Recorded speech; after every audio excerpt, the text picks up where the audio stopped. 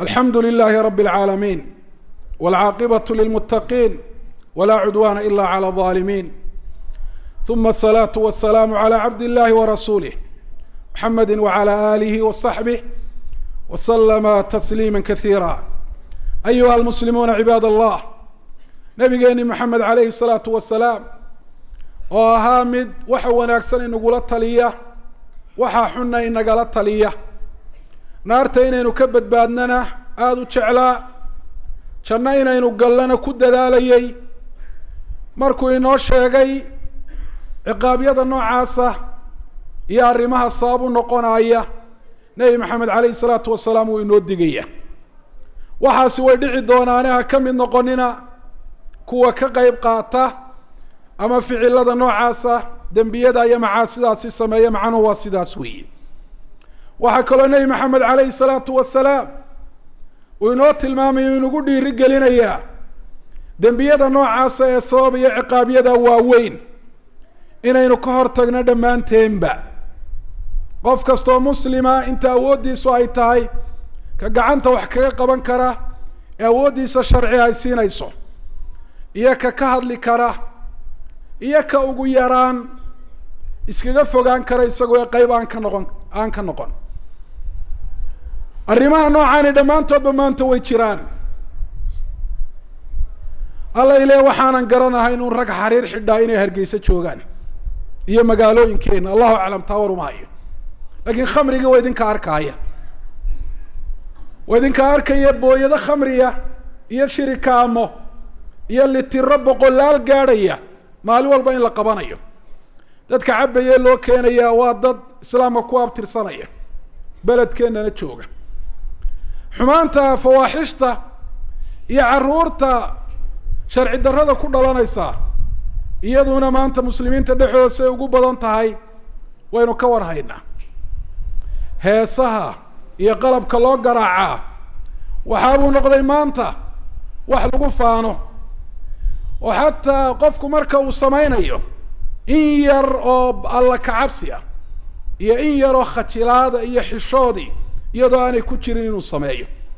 oo u arkaba inuu wax fiican samaynayo oo ka iska duubaya ee faafinaya dadka in badanina waa kuwa ku dhiiri gelinaya ee ku amaanaya. qaar badan oo kalena waa kuwa u buuxinaya hoolalka lagu qabanayo heesaha iyo waxa daba socda. shaydaanku marka uu doonayo wax inuu hirgeliyo waxaa jira magacyo dadka afka ugu rido. magacyadaasi waxaa ka mid oo maanta si gaar ah inoo khuseeya. Hargeysi waa hooygii fanka. waa magacu shaydaanku macaasida noocaasi aad aragteen uu ku dhiiri gelinayo oo waddada ugu banaynayo kuwa sameeya. waana erey dadka qaarkood macnaha xuna uu xambaarsan yahay iyagoon dareensanayn ay iskaga tiraabayaan oo ay uba arkaanba inay magaaladooda ku ammaanayaan. Hargeysi waa min ardi illaah, ilaahay dhulkiisa ayay ka mid tahay. wallahu khalaqa alarda waman calayha liyucbada fiiha waliyutaaca wayushkar laa an yucsaa wayukhaalafa amruh. ilaahay wuxuu u abuuray Hargeysa iyo waxa dul yaalaba iyo dhulkoo dhanba in ilaahay dhulkan lagu caabudo oo dadka joogaa kuwa ilaahay u hoggaansan ay noqdaan amarkiisa qaata oo ilaahay nicamkiisa uga mahadnaqa oo nicamka ilaahay macsiyo iyo amar ilaah oo la khilaafo aan kaga jawaabin. ilaahay uma abuurin in ilaahay lagu caasiyo. ilaahay uma abuurin nicamka ilaahay in la dafiro. dafiritaanka nicamkana waxaa ka mid a nicmada in macsiyo lagaga jawaabo. maanta waxaa dhaca maalinba inan uu inoo imanayo la leeyahay waa fanaan, inankaasi oo inoo xambaarsan macsiyo iyo wax ilaahay lagaga cadhaysiiyo, lagana yaabo ujeedooyinkooda u badan inay tahay iyagu xoole inay ka shaqaystaan. waxaasi qofka muslimka ah ee diinta aan xaraf ka aqoon ayaa xaaraannimadiisa garanaya. wax muran iyo shaki la gelin karana ma aha. ma dumarka isa soo qaawiye madaxa qaawan ee dharka ugu khafiifsan xidhan uguna quruxda badan wax walbana isa soo mariyey uunsi iyo cadar iyo udgoon oo dhanna isu soo dhameeyey ee ragga aan raggoodii ahayn maxramkoodiina aan ahayn meel kula jira bal taataabanaya gacmaha is haystaan ay wada ciyaarayaan ay wada jaasayaan ee sawirada la gelaaya iyo muusiga la garaacayo akii axaadiidaasi lagu sheegay iyo waxa ay heese ku sheegayaan ee dumar sifaynaya marna cishqi ka sheekeynaya oo xanuun qalbiga ku dhaca ma waxaasuu qof muslimi xaarannimadiisa ka shakeeya oo la odhan karaa culimada qaarkood baa heesta ogol waa heesta qaarkood haba yaraadaan ba ay wax ka yidhaahdeen mata noocaasiyaba hadihi laa khilaafa fi taxriimiha walaa fi tajriimi faaciliha xaaraannimadeeda in yaroo khilaafina kuma jirto iyo qofka samaynaya inuu yahay qof aada u dambaabay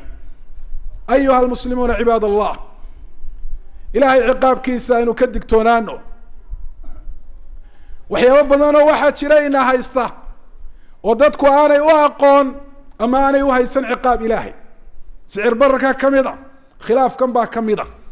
soo noqnoqonaya had iyo jeer ale la is haystee la murmayo un maray qabaa'il isqabsadaan iyo maray axzaab iyo siyaasiyiin is haystaan nebi maxamed soo mu odhan safka haddaad toosin weydaan quluubtiinu ilaahay iskhilaafsiinaya maxaad u malaynaysaa dembiyada waaweyn ee noocaasa ee banaanka loola soo baxay marka ay ummadda ka dhex jiraan waxaan ugu baaqayaa ragga iyo dumarka la leeyahay waa fanaaniin ilaahay inay ka baqaan intaanay geeridu xaaladdaa ugu iman oo aanay khaatimadu ka xumaan ama ciqaabka ilaahay aanu ku dhicin iyagoo adduunyada dusheeda jooga qalbiyadooda haddii inuun iimaan uu ku jiro dib ha u waraystaan oo bal waxa ay samaynayaan waxun inuu yahay iyo wax fiican inuu yahay dib ha u weydiiyaan ilaahay ha u toobad keenaan ilaahay waa ka toobad aqbali doonaa toobaddana ilaahay waa ku jeclaan doonaa dadka u tegaya iyaguna dembigay la wadaagaan oo cid dhegaysata oo usoo camirtaba haddaanay haysan waxaasi way iska dayn lahayen oo shaqooyin kaley doonan lahaayeen iyaguna waxay khilaafeen qowl allahi tacaala watacaawanuu cala albiri waltaqwa walaa tacaawanuu cala alithmi walcudwaan kuwa hudheelada ka kiraynaya ila waanu shaqaysanaynaa oo kasab baanu doonaynaa kuwaasina ha ogaadaan waxaa wixii kasoo gala inuu xaaraan yahay bilaa khilaaf la-aan oo iyaguna xoolahoodii xalaashaa xaaraana iskaga dhex darayaan xaaraantaa cunistiisa hilbaha kaga baxana naari inay sugayso suu uhi nabigu calayhi salaatu wasalaam ayumaa laxmin nabata bisuxtin fannaaru awlaa bihi hilib kastoo qofka booli kaga soo baxa naarta ayaa u mudan inay cunto oo ay ruugto ilahay baynu subxana wa tacaala naar ka magan gelaynaa jannadiisana weydiisanaynaa allahuma salli calaa nabiyina muxamed wacala ali nabiyina muxamed kama salayta calى ibrahima wعalى ali ibrahim wbarik calى muxamedi wعalى ali muxamed kama baarakta calى ibrahima wعalى ali ibrahima fi اlcaalamiina inaka xamiid majid